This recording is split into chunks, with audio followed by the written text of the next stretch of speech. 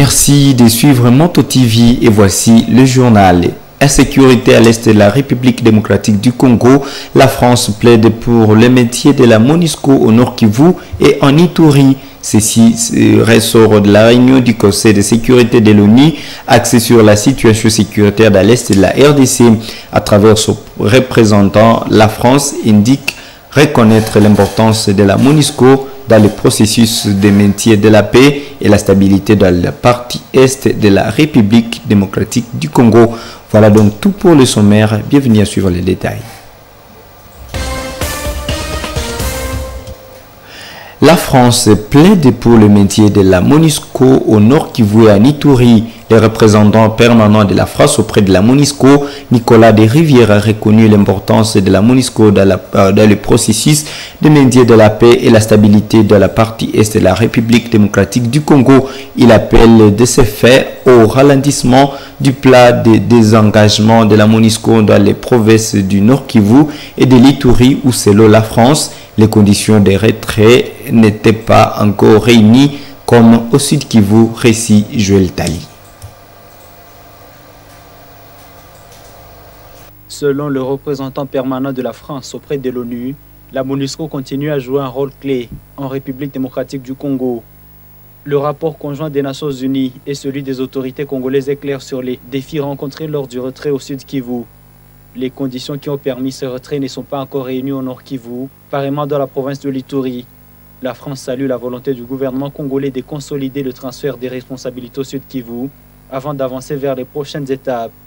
Elle dit avoir pleinement confiance dans le gouvernement congolais pour poursuivre cette coopération avec les Nations Unies, a déclaré lundi 8 juillet le diplomate français dans son intervention à la réunion du Conseil de sécurité des Nations Unies axée sur la situation sécuritaire dans l'est de la RDC. Le pays d'Emmanuel Macron a par la même occasion salué la diplomatie de la force de la SADC dans l'est du pays et a insisté sur la coordination des efforts au niveau régional. La France demande par ailleurs aux forces régionales de renforcer leur coordination avec la MONUSCO, tout en saluant le travail du groupe d'experts établi par la résolution 1533, ainsi que le renouvellement du régime des sanctions. Elle rappelle que l'embargo sur les armes en République démocratique du Congo ne vise que les groupes armés et qu'il ne concerne plus les autorités congolaises ou les forces régionales partenaires. Au cours de cette même séance, la représentante du secrétaire général des Nations Unies en RDC, Bintou Keïta, a déclaré que face à l'ampleur actuelle, la guerre du M23 ne trouverait pas de solution dans l'approche militaire. 2 ans après l'accession de Félix Tshisekedi à la magistrature suprême, les rebelles du M23, soutenus en nombre et en équipement par l'armée rwandaise, selon plusieurs rapports d'experts des Nations Unies, ont lancé des offensives qui vont de succès en succès dans sa conquête dans la province du Nord Kivu. Au total, depuis juillet 2023, le M23 a quasiment doublé la zone passée sous son contrôle avec une administration parallèle ne dépendant pas de Kinshasa. Depuis ces événements, le chef de l'État Félix Tshisekedi, comme commandant suprême des FARDC et de la police nationale, ne cesse de multiplier des réunions avec des autorités militaires pour réorganiser l'offensive des forces armées de la République démocratique du Congo FARDC. C'est dans ce cadre qu'il a institué la Task Force du Haut Commandement militaire sur la situation sécuritaire dans l'Est de la RDC. Ce rapport des Nations Unies rendu public lundi 8 juillet accuse l'Ouganda de complicité aux côtés du M23. Pourtant, ce pays, pendant un certain temps, a coopéré aux côtés des FARDC pour combattre les rebelles EDF dans les opérations Soudja. Pour comprendre cette complicité, Moto TV s'est entretenu avec le politologue Kakule Siendwa, enseignant à l'université officielle de Rwenzori. Celui-ci fait comprendre que les rapports des Nations Unies devraient inspirer le gouvernement congolais à prendre des stratégies dans la restauration de la paix sans faire recours aux forces étrangères. Il conseille aux autorités congolaises de faire le rapport des forces contre l'Ouganda et le Rwanda pour se sauver de toutes ces menaces. Suivez ces propos du CT Kakule Siendwa, recueillis par Gérard Mourefou. La déclaration des experts des Nations Unies, c'est une déclaration qui a été rendue publique. C'est dans les attributions du système des Nations Unies, donc c'est normal.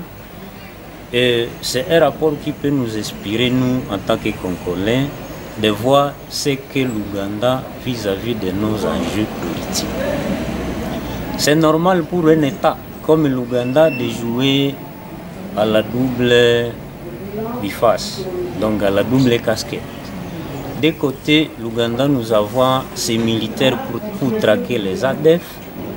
De l'autre, le même pays a ses troupes pour aider le M23, une rébellion entre guillemets congolaise, mais soutenue par le pays de l'Est, notamment le Rwanda et l'Ouganda. Alors, la déclaration peut nous inspirer dans le sens que les systèmes des Nations Unies ont fait leur part. Il revient au gouvernement congolais de faire les rapports de force entre ces pays pour qu'ils soient en mesure de se sauver de cette colonisation africaine ou je ne sais pas par les autres États de l'Afrique. Mais à mon niveau, je pense qu'il ne revient pas aux Nations Unies de nous dicter la stratégie par laquelle nous devons passer pour nous sauver de cette situation.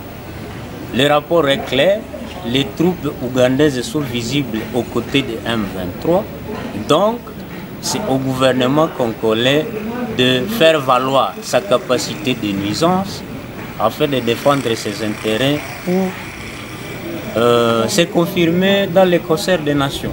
La population n'est que victime de la guerre de deux lions, n'est-ce pas? La population est victime, donc il revient au gouvernement congolais de protéger sa population contre ses agresseurs. Vous savez, le Rwanda, comme déclaration de Paul Kagame, a dit que le Rwanda est prêt à se défendre tant que ses intérêts seront menacés. Il revient aussi au Congo de faire la même chose.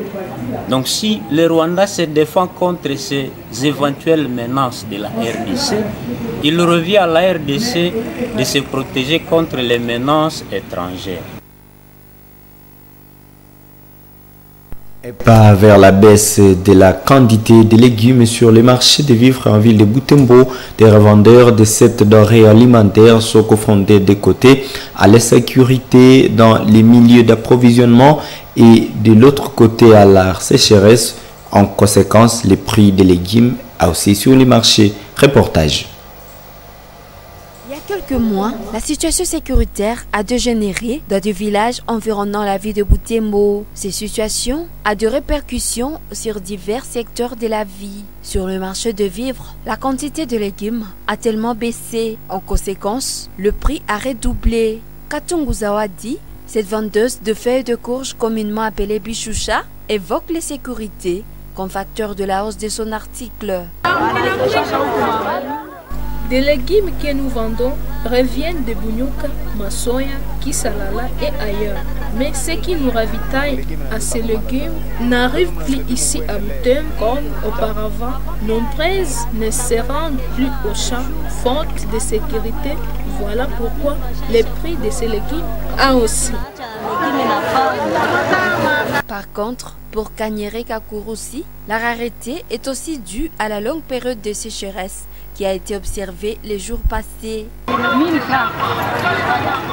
Actuellement, l'état de ces légumes est vendu à 1000 francs, 2000 francs et 2500 francs congolais. Mes collègues ne sont pas encore présents jusque-là car elles n'ont pas encore trouvé quoi vendre. Normalement, les légumes poussent après des semaines en période de pluie, mais pendant la sécheresse, c'est compliqué.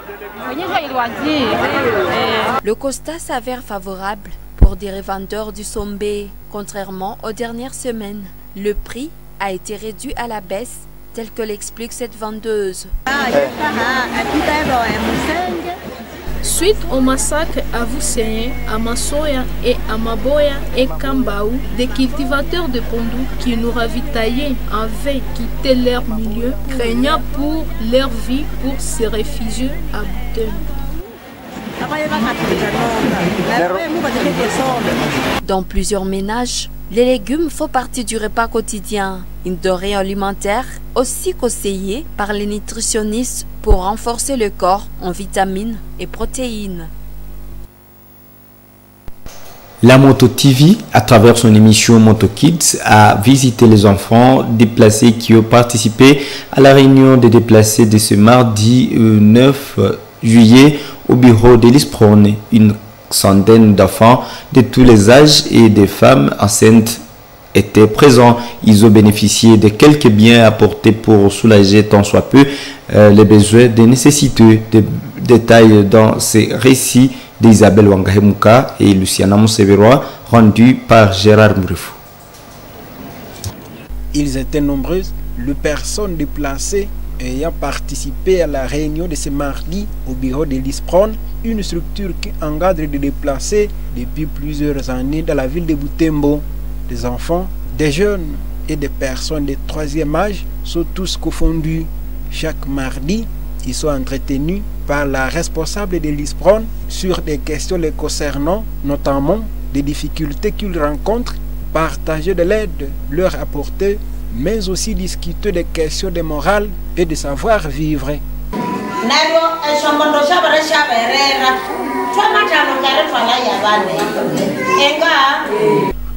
Pendant la réunion, l'équipe de Moto TV a signé son entrée. Au nom de la délégation, Isabelle Wangahemuka a salué l'assistance et a expliqué les motifs de la visite de Moto TV en ces lieux.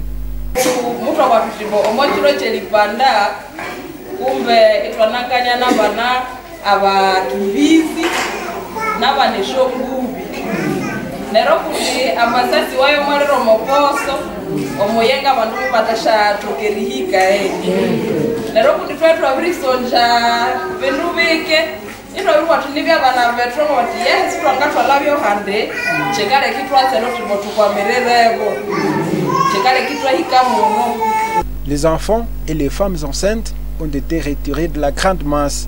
Ils viennent recevoir des biens leur apportés par l'émission Moto Kids de Moto TV.